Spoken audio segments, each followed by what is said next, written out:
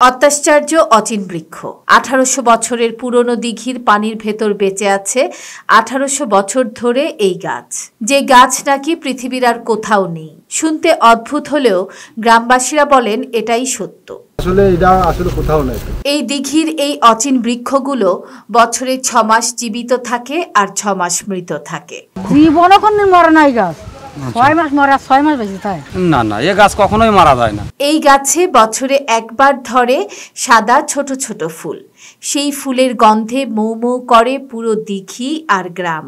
এ ফুলের ঘ্রাণের সাথে পৃথিবীর অন্য আর কোনো ফুলের ঘ্রাণের তুলনা হয় না। আবার গ্রামের এই দিঘির পাশেই রয়েছে ফকির থান, যেখানে কথিত কোনো পীর নেই, মাজার নেই, আছে শুধু গাছগাছালি। মানে এই খালি জায়গাটাতে আপনারা আসেন, মানত করে যান, পরে পূরণ হইলে এটা পূরণ হয়ে যায়। দিঘির ঠিক 100 গজের ভেতরে রয়েছে দমদম পীরের ঢিবি, যে ঢিবি খনন করে পুরাতত্ত্ব বিভাগের কর্মকর্তারা পেয়েছেন 1800 বছরের পুরনো সভ্যতার নিদর্শন। হ্যালো বন্ধুরা, আমি সোমা আফরোজ আপনাদের স্বাগত জানাচ্ছি আমার আরেকটি নতুন ভিডিওতে। আমি এখন আছি যশোর জেলার মনিরামপুর উপজেলার ভোজগাতি ইউনিয়নের দোনার গ্রামে। পাটের ক্ষেত, খেজুর গাছ, দিঘি আর গাছগাছালিতে ঘেরা একটি ছোট্ট গ্রাম দোনার। এই গ্রামটিকে আর সব গ্রামের মতো সাধারণ একটি গ্রাম মনে হলেও আমার কাছে কিন্তু এটি সাধারণ গ্রাম নয়, কারণ এই দোনার গ্রামে রয়েছে 1800 বছর আগের পুরনো একটি প্রাচীন দিঘি, যে দিঘিতে রয়েছে অচিন বৃক্ষ। আর আমি এসেছি সেই অচিন বৃক্ষের খোঁজে। অচিন বৃক্ষ আর দমদম পীরের ঢিবি দেখার জন্য আমরা গতকাল যশোর এসে পৌঁছেছি। উঠেছি জেলা স্কুলের পাশে মুজিব সড়কের জয়তী হোটেলে। যশোরের মনিরামপুর উপজেলার দোনার গ্রামে যেতে আমরা যশোর শহর থেকে একটি অটো নিয়ে যখন রওনা হলাম, তখন ঘড়ির কাঁটা সকাল 10টা ছুঁই ছুঁই। জয়তী হোটেল থেকে দোনার গ্রামের দূরত্ব প্রায় 14 কিলোমিটার। সুন্দর পিচ ঢালা পথ ধরে যাচ্ছি। এটি যশোর খুলনা হাইওয়ে। এই পথ ধরে কিছু দূর গেলেই পড়বে রাজারহাট মোড়। সেখানে রাস্তাটি দুভাগে ভাগ হয়ে একটি রাস্তা সোজা চলে গিয়েছে খুলনায়, আরেকটি চলে গিয়েছে মনিরামপুর। আমরা যাব মনিরামপুরের দিকে। এ পথের মাঝেই পড়বে দোনার গ্রাম। রাজারহাট মোড় থেকে দোনার গ্রামের দূরত্ব প্রায় 8 কিলোমিটার। যেতে হয়তো সময় লাগবে 15 মিনিটের মতো। বর্ষার আকাশ, শ্রাবণ মেঘের দিন, অথচ বৃষ্টি নেই। ঘোলা আকাশের পরিবর্তে দেখা যাচ্ছে জমাট বাঁধা তুলোর মতো সাদা সাদা মেঘ। মনে হচ্ছে এখন যেন শরৎকাল, আসলে তা না, এখন বর্ষাকাল। দুদিন যশোরে থেকে এখানকার প্রকৃতি নিয়ে আমার অভিজ্ঞতা হচ্ছে, এখানে হুটহাট বৃষ্টি পড়ে, আবার তেমনিভাবেই চলে যায়। যাই হোক, এতক্ষণ যাচ্ছিলাম হাইওয়ে দিয়ে। হাইওয়ের পাশেই দোনার গ্রাম হওয়ার কথা, কিন্তু আমাদের অটো ড্রাইভার ভাই হাইওয়ের পাশে গ্রামের একটা গলির পথ দিয়ে গাড়ি ঢুকিয়ে দিল।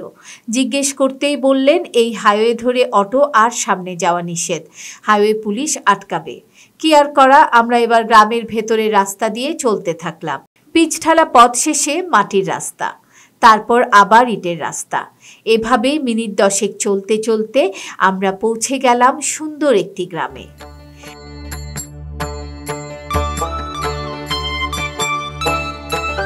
রাস্তার দুপাশে খেজুরের গাছ আর পাট ক্ষেত শেষ হতেই সামনে পড়ল টলটলে পানির একটি দিঘি। ড্রাইভার ভাই জানালো এটাই দোনার গ্রাম। এই দোনার গ্রামে খুঁজে পাওয়া গেছে খ্রিস্টপূর্ব 100 বছর আগের জৈন ধর্মের নিদর্শন। সুতরাং সেই থেকেই ধারণা করা যায় এই গ্রামটি কতটা প্রাচীন। খ্রিস্টর জন্মের 100 বছর পুরনো এই গ্রামের মাটি। চারিদিকে গাছগাছালিতে ভরা সুন্দর একটা দিঘি। এই দিঘিটাই কি সেই দিঘি? বুঝতে পারছিলাম না। কাউকে যে জিজ্ঞেস করব সেরকম মানুষও চোখে পড়ছিল না। এ সময় দুজন বাচ্চা ছেলেকে পেয়ে গেলাম। বাবুরা কি গ্রামের? এই দিঘির নাম কি? দিঘির নাম আসলটাই তো দিক কয় সবাই, কয়েকজন কয় ধুলারের দিক, দুমদুমের দিক, সেটাও কয়। এটাই বলে? এটাও বলে। দমদম পীরের ডিপি কোনটা? ডিপি ওই পাশে। আর অনেক দূর না, এই বাড়ি তার পিছলে। ওদের কথায় বুঝতে পারলাম আমরা যে দিঘি আর অচিন বৃক্ষ খুঁজছি এটাই সেই জায়গা। দূর থেকে দিঘির পাড়ের কাছাকাছি পানিতে একটি গাছ দেখে চোখ আটকে গেল। এটাই কি সেই অচিন বৃক্ষ? সাধারণত বাংলাদেশের সিলেটে টাঙ্গুয়ার হাওর বা রাতারগুলে বর্ষার মৌসুমে পানিতে ডুবে থাকা কিছু গাছ দেখা যায়, যে গাছগুলো করজ গাছ। কিন্তু এখানে দেখা গাছের সাথে সেসব গাছের কোনোই মিল নেই। এই অচিন বৃক্ষের রহস্য জানার জন্যে আমি আরেকটু এগিয়ে গেলাম দিঘির পাড়ের একমাত্র বাড়িটির দিকে। গ্রামটি যশোর শহর থেকে কাছাকাছি হলেও বেশ নির্জন। দিঘির পাড়ে গাছের ছায়ায় এই বাড়িটা চোখে বেশ আরাম দেয়। দিঘির পাড়ে যে বড় বড় গাছগুলো রয়েছে সেই গাছের শিকড় দিয়েই ঘাটটা তৈরি। দিক তো আমরা মনে করেন হয়ে ধরে দেখছি এই বলে, বুঝছেন?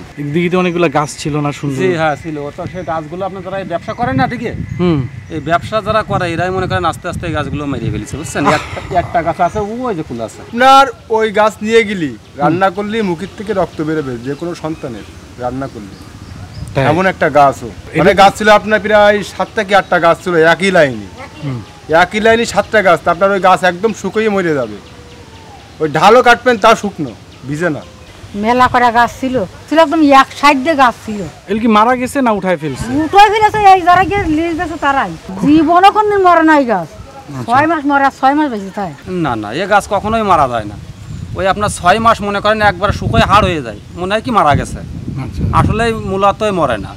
আবার মনে করেন 6 মাস ও মনে করেন জীবিত থাকে। আবার ওই হাড় গোড় সব মনে করেন ওই শুকনাটা ওইগুলো সব আবার জ্যান্ত হয়ে যায়। একটা গাছের ডাল যেরকম শুকাই গেছে, ওই যে ডালটা ওই ঢাল শুকাই গেছে, কিন্তু অথচ ওই সিজন যে সময় আসবে এখন মনে করেন সব আবার উঠে যাবে, তখন আবার তাজা হয়ে যায়। তাজা হয়ে যাবে। আসলে এটা আসলে কোথাও নাই। বর্ষার সময়টা মনে হয় তাজা থাকে, মানে ঢাল পুরো শুকাই যাবে, ভিতর নিজে তো ভিজে আছে, উপরের ঢাল যা আছে একদম শুকাই যাবে, মানে ঢাল ভাঙবে, ভিতরে কোনো রস নাই। আচ্ছা, যে কোনো প্রাচীন জায়গায় এলেই দেখা যায় যে সেই জায়গাগুলো নিয়ে অনেক গল্প থাকে। তেমনি এখানে এসেও স্থানীয়দের সাথে কথা বলে জানতে পারলাম এই দিঘি নিয়েও রয়েছে প্রচলিত অনেক গল্প। এই গাছ অচিন বৃক্ষ, এই গাছ নিয়েও রয়েছে অনেক গল্প। তবে সবচেয়ে যেটা আমার কাছে গুরুত্বপূর্ণ সেটা হচ্ছে এত পুরনো সময়ের একটি গাছ, এবং যে গাছ 6 মাস মৃত থাকে, 6 মাস জীবিত থাকে। এই বর্ষার সময়টাতেই গাছটা জীবিত থাকে, আর শীতের সময় সম্পূর্ণ গাছটা মরে যায়। আমার দর্শকদের সাথে আমি গাছের সেই সময়ের ছবিটাও শেয়ার করব, আর এখন যে গাছটা দেখতে পাচ্ছি সেই গাছের ছবিটাও শেয়ার করব। এই যে আমার পেছনে দেখতে পাচ্ছেন ঝোপের মতো পানির মধ্যে যে গাছটি, এটি হচ্ছে অচিন বৃক্ষ। আমি ভাগ্যবান যে অচিন বৃক্ষের জীবিত রূপটাই দেখতে পাচ্ছি। এখন গাছে পাতা গজিয়েছে, গাছের ওপরে যে ছোট ছোট পাতাগুলো দেখা যাচ্ছে এগুলো আসলে পরগাছা, আর এই যে লম্বা চিকন চিকন পাতার যে ডাল বেরিয়ে আছে এটাই হচ্ছে অচিন বৃক্ষের আসল ডাল এবং পাতা। আর অরিজিনাল যে মনে করেন যে গাছ, এই যে পাতা দেখা যাচ্ছে না, তেল কদম ফুল গাছ ওই পাশে, ওই যে দু একটা ওই একটা। ও আচ্ছা আচ্ছা, এই আছে অরিজিনাল গাছের পাতা। আর ওই যে ডালটা দেখা যাচ্ছে না, একদম ওই রকম সব ওই রকম শুকায় যায়। ও যে এরকম শুকায় যায়? হ্যাঁ, সব ওই রকম শুকায় ওই রকম হয়ে যায়। আবার মনে করেন সব আবার মনে করেন জীবিত হয়ে যায়। এই গাছগুলো টেনে দিলে আবার সব মনে করেন পাতা ছেড়ে যাবে না কদিন পরে। ফুলটা ধরে কখন? ওই ফুলটা যখন পাতা মাথা ছাড়ে মনে করেন তখন আছে মনে করেন আস্তে আস্তে ওর ফুল হয়। ওই গাছ দেখেছেন না আপনার এই এখনো দেখি। ইয়ে রয়েছে, পাতা জালি পাতা ছেড়েছে না, মনে করেন এখন ফুল আসবে ওই গাছে, সুন্দর দেখা যায় একদম পুরো আপনার বকুল ফুলের মতন। আপনার ওই টপে রাখবেন, তাও সেই একই কোয়ালিটি। টপে রাখবেন পানি দিয়ে, আপনার ওই রকমই থাকবে। এই যে সাদা কালারের ফুল, খুব সুন্দর বিরান। ওই গাছটাকে কি নামে ডাকেন? কদম ফুল গাছ।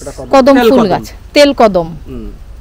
এটা হচ্ছে আপনার যে কদম ফুল আছে এরকম বড় বড়, ওই কদম না, এটা হচ্ছে তেল কদম। এরকম ছোট ছোট ফুল সাদা হয়। বর্ষাকালে বেশিরভাগ, কয়েকদিন পরের থেকে মনে করেন বেশি মনে করেন ফুল টুল হবে। আর কয়েকদিন পরে ফুলের কোনো ছবি টবি আছে আপনাদের কাছে তোলা? ফুলের ছবি নেই। এই ডালে ফুল ফোটে, সাদা ছোট ছোট ফুল। ফুল ফুটলি আপা সে কলি হবে না, যে কি সুন্দর ফুল। আর বাতাসে দাঁড়ালি গিরান গিরানে। স্থানীয়দের সাথে কথা বলে জানলাম যখন এই ফুল ফোটে তখন দিঘির বাতাসে চারপাশ গন্ধে মৌ মৌ করে, এবং এই অচিন বৃক্ষে ফুলের ঘ্রাণ অন্য কোনো ফুলের ঘ্রাণের সাথে মেলে না। সে এক অপূর্ব সুন্দর ঘ্রাণ। এসে শুনলাম যে সকালে ফুলও ফুটেছিল, কিন্তু ফুলগুলো ফুল ফোটার সাথে সাথে আসলে বাচ্চারা স্থানীয়রা ফুল ছিঁড়ে নেয়। আবার এই গাছের পাতা এবং ফুল খেলে অনেক রোগ ভালো হয়ে যায়, এ ধরনের কথাও প্রচলিত থাকার কারণে গাছের ফুল তেমন থাকে না। ওই গাছের ফুল বা পাতা খেলে নাকি ওষুধ ছেড়ে যেত, অসুখ ভালো হইতো। বাইটে কিংবা চাবাই খালি পেটে ব্যথা সেরে যেত। এসেছিলাম অচিন বৃক্ষের খোঁজে, দেখা হয়ে গেল অচিন বৃক্ষ।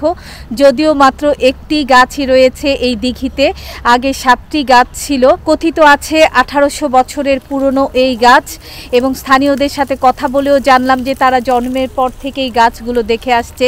এক সময়ে গাছের পাতা ফুল ঔষধ হিসেবে খাওয়া হতো, এমনকি এই দিঘির পানিও অনেকে রোগ সারাতে খেত। কিন্তু এখন দিঘিতে মাছ চাষ করা হয়, তাই এর পানি আর এখন কেউ খায় না। এখন সেই ফুল গাছগুলো যারা ব্যবসা করে এরাই মনে করেন এই 80 মারবো 80 মারে মারতে মারতে গাছগুলো সব মারিয়েই ফেলছে। কিন্তু একটা মালিক এসে নেই, মালিকটা ভালো না। অচিন বৃক্ষ সম্পর্কে যা জানলাম বা শুনলাম তাতে মনে হলো গাছটি খুব বিরল প্রজাতির। এই প্রজাতির গাছ আদৌ আরও কোথাও আছে কিনা তাও জানি না। এ বিষয়ে উদ্ভিদ বিজ্ঞানীরাই ভালো বলতে পারবেন। যে কোনো বৃক্ষ নিধন বা কাটা বা উপড়ে ফেলা অবশ্যই অপরাধ।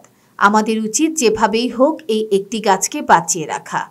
আমার যশোর জেলার ভিউয়ার্সদের অনুরোধ করছি, টিকে থাকা একটি মাত্র এই অচিন বৃক্ষ রক্ষা করতে যথাযথ ব্যবস্থা নেবেন। তাহলেই বেঁচে যাবে হাজার বছরের ইতিহাসের সাক্ষী এই অচিন বৃক্ষ।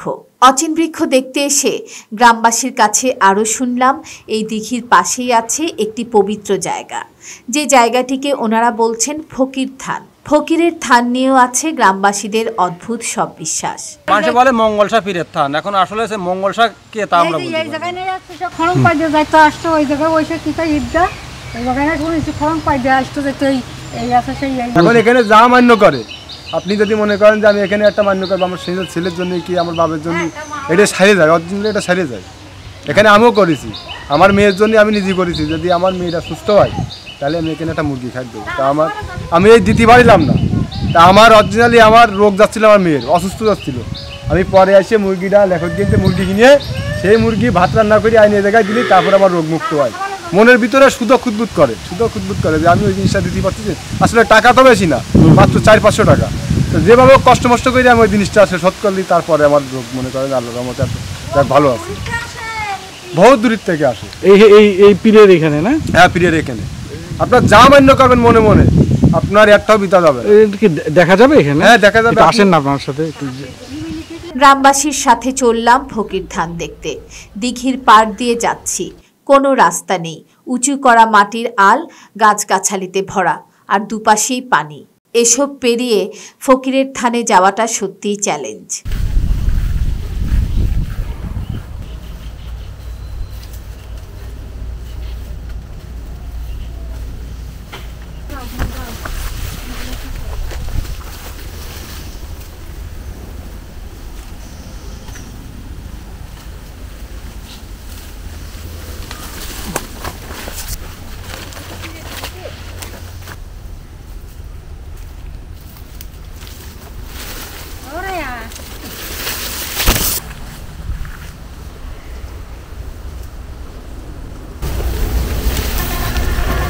দিঘির পাড় দিয়ে জঙ্গলের ভেতর দিয়ে আমরা এখন যাচ্ছি মঙ্গল পীরের আস্তানায়।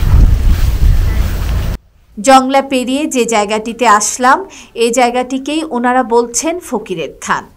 আর এই জায়গাটা কি বলেন? তো অনেক দিন ধরে করা আর কি। আচ্ছা, এটা ঠিক করা হয়েছিল, কিন্তু এখন আসলে এই জিনিসটা বিরাম কার্যকর এখন আর চলে না। এইভাবে মনে করেন যে পড়িয়ে গিয়েছে। আসলে খেলনা নিজেরা খেলনা রাখলে আসলে করা যায়। আপনারা এইটাকে কিভাবে ইয়ে করেন, মানে এখানে কেন আসেন? এখানেই মানত করি আমরা, এখানে এখনো পর্যন্ত আমরা মানত করি। এখনো মানত করেন? হ্যাঁ, এই যে সব দেশ আছে সব বিদেশ না, তবে এই জায়গাটা মানত করে গেছে বিদেশে টাকা পড়াচ্ছে মানত সব করে দিয়েছে। সব সত্যি মনে করেন ওদের রোগ ব্যাধি আল্লাহ আমাদের যদি রোগ সেরে যায়, আমি এখানে একটা ছাগল দেবো, রান্না করে দেবো, মানুষে খাবে। যার রোগ সেরে যায় সে ছাগল মাংস দিয়ে মনে করেন। মানে এই খালি জায়গাটাতে আপনারা আসেন, মানত করে যান, পরে পূরণ হইলে এখানে এটা পূরণ হয়ে যায়, একটাও মিস যায় না। আপনি যাই মানত করবেন কোনোটাই মিস হবে না, আপনার আশাটা পূরণ হবে। তাহলে এখানে কেন আসবেন না? সেই তো। আপনারা যদি মনে করেন আশা পূরণ না হবে, তাহলে আপনি এই জায়গায় ছাগল খাওয়া যাচ্ছেন কি জন্য? যদি আপনি একটা মুরগি মারণ করে গেলেন, রোগটা সারার পরে তো আপনি রোগটা নিয়ে আসবেন, তার আগে তো আর নিয়ে আসতেছেন না। তাহলে না আসলে আপনি নিয়ে আসতেছেন। এই জায়গাটার নাম কি, আপনারা কি বলেন? এটা আমরা বলি আছে ফকির থান বলি। ফকির থান। এই গাছটাও তো মনে হয় অনেক আগে। গাছটাও অনেক আগের গাছ। কি গাছ? আম গাছ। একটা আম গাছ আর একটা তুলো গাছ। আম গাছ, আরেকটা কি গাছ এটা? ফকির থান নিয়ে ওনাদের কথা শুনতে শুনতে আমি নিজেই কেমন ঘোরের ভেতর চলে গেলাম। শুধুমাত্র বিশ্বাসকে পুঁজি করে একটি সাধারণ জায়গা গ্রামবাসীর কাছে অসাধারণ হয়ে আছে। যাই হোক, গ্রামের প্রাকৃতিক পরিবেশটা কিন্তু দারুণ। সারাক্ষণ বাতাস বইছে, যদিও তাপমাত্রা অনেক, কিন্তু তেমন একটা গরম লাগছে না।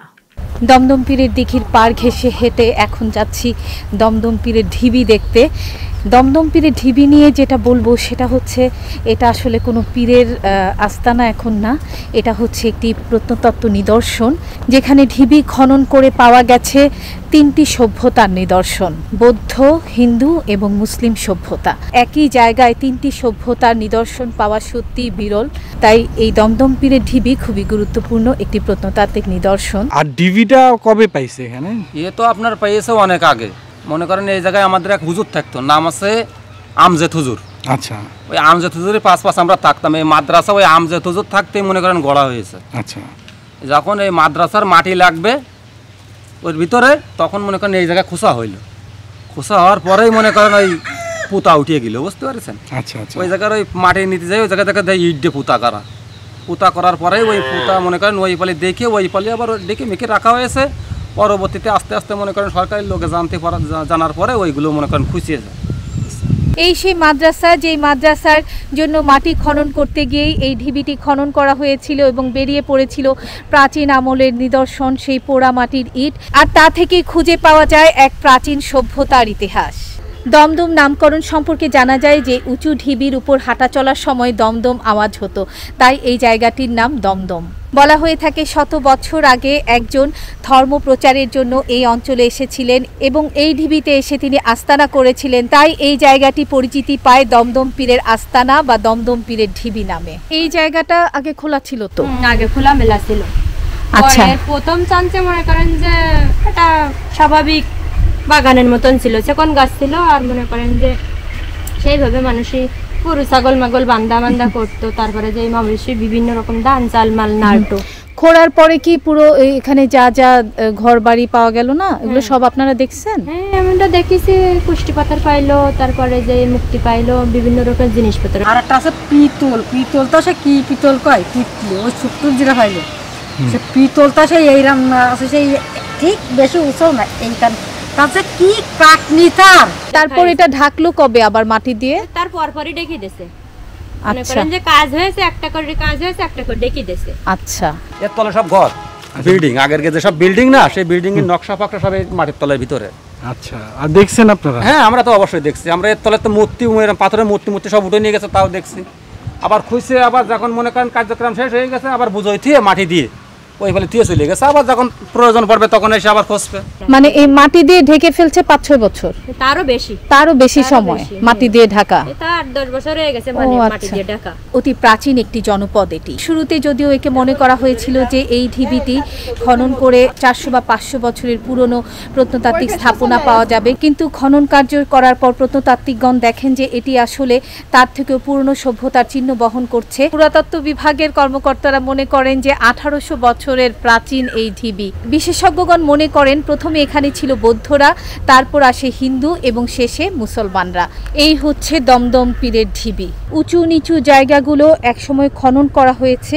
প্রত্নতত্ত্ব অধিদপ্তর এই জায়গাটি খনন করেছেন এবং খনন কাজ শেষে এখন আসলে আবার মাটি দিয়ে ঢেকে রেখে গেছেন।